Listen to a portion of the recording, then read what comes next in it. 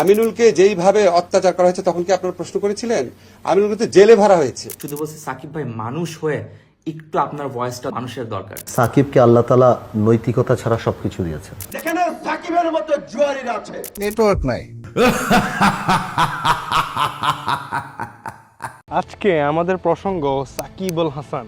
সাথে কানাডা এখন আমার ঘড়িতে 2:30 পুরোপুরি সূর্যের রোদ মাখা একটি অপরাহ্ন এখন।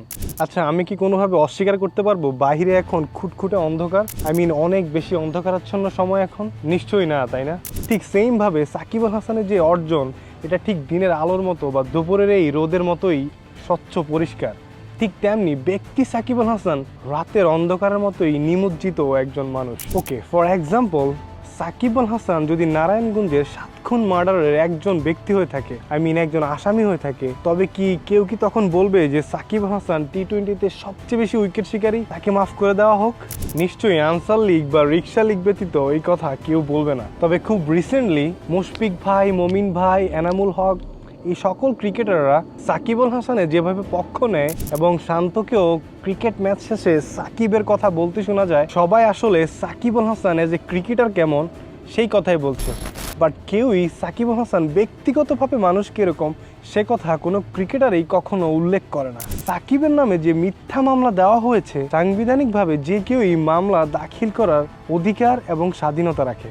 এখন সাকিব যদি নিরপরাধী হয়, তবে সাকিবের উচিত তার নিজস্ব আইনজীবী নিয়োগ করা এবং বাংলাদেশে এসে তার এই মিথ্যা মামলা মোকাবেলা করা। এবং এই মামলাটি যদি মিথ্যা সাব্যস্ত হয়, তবে সাকিব এবং সাকিবের আইনজীবীর উচিত যে বা যাহারা এই মামলাটি তার বিরুদ্ধে দাখিল করে তাদের বিরুদ্ধে মানহানির মামলা দাখিল করা এবং মিথ্যা মামলার উপযুক্ত শাস্তি তাদেরকে প্রদান করা।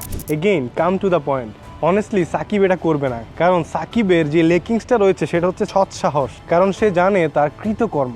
একটা মিথ্যা মামলাকে ডিফেন্ড করতে গিয়ে সে আসলে অনেক সত্য কিছু ফেস করবে, যেমন মানুষের কাছে সে প্রশ্নের সম্মুখীন হবে যে সে কেন ডামি নির্বাচনের একটা প্রহসনের নির্বাচনে অংশগ্রহণ করলো, এবং রাষ্ট্রপক্ষ তার বিরুদ্ধে মানি লন্ডারিং এর মামলা দিবে। এবং প্রপার ইনভেস্টিগেশন করলে সাকিবের মিথ্যা মামলা ভেসে গেলেও ফেসে যাবে সাকিবের মানি লন্ডারিং এবং মানব প্রচারের ব্যবসা। ইয়েস, সাকিব আল হাসান শুধু মানি লন্ডারিং না, মানি লন্ডারিং এর পাশাপাশি সে মানব পাচার, ট্যাক্স ফাঁকি, শেয়ার বাজারের অর্থ কেলেঙ্কারি, শেয়ার বাজারের কাগজ জালিয়াতির মতো সকল মেজর ধরনের অপরাধের সাথে সে সংশ্লিষ্ট ছিল। ইন্টারেস্টিং বিষয় হচ্ছে, শেয়ার বাজারে যে কাগজ জালিয়াতিটি হয়েছে সেখানে সাকিব তার নিজের বাবা মায়ের নাম পরিবর্তন করে ফেলেছে। হ্যাঁ, এই সৌরভ আল হাসান, সাকিব আল হাসান।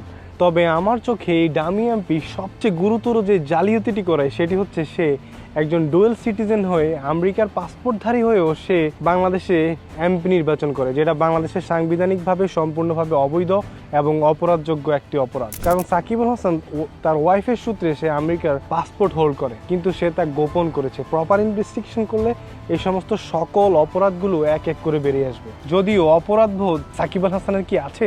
কারণ কোটা বিরোধী আন্দোলনে যখন শত শত ছাত্র জনতা ফ্যাসিবাদের গুলিতে মারা যাচ্ছিল, তখন এই সাকিব আল হাসান আমার শহর টরন্টোতে তার ফ্যামিলি ভ্যাকেশন কাটাচ্ছিল, এবং সাকিবের ওয়াইফ তাদের ছবি ফেসবুকে পোস্ট করে একটা ডোন্ট কেয়ার এনভায়রনমেন্ট আসলে মানুষকে বোঝানোর চেষ্টা করছিল যে বাংলাদেশে আসলে কিছুই হচ্ছে না, it's fine, we can spend our quality time here in Toronto.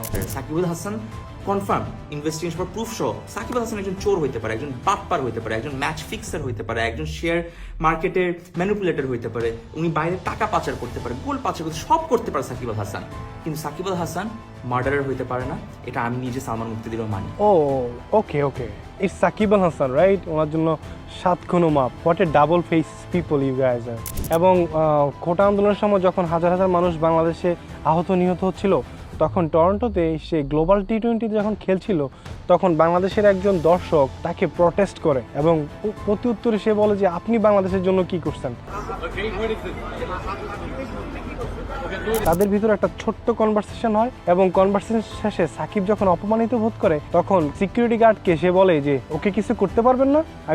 Shakib বলতেছে যে ওকে কিছু করতে পারবেন না, এটা বাংলাদেশ, এটা হাসিনার বাংলাদেশ, একটা বাঘ বিতণ্ডার পরে ওকে ডিক্টেটর মুভির মতো, যে ওকে কিছু করতে পারবেন না, ওকে উঠায় নিয়ে আসেন। কমিউনিটি পুলিশ বলতেছে no, we can do anything here. ভাবছে এটা বাংলাদেশ, ওকে ওরে কিছু করতে পারবেন না, আপনারা ভাবতে পারেন যে আসলে ওর মানসিকতাটা কি রকম, একটু প্রটেস্টের শিকার হয়েছে, ওর বিরুদ্ধে অ্যাকশন নিতে চায় এখানে।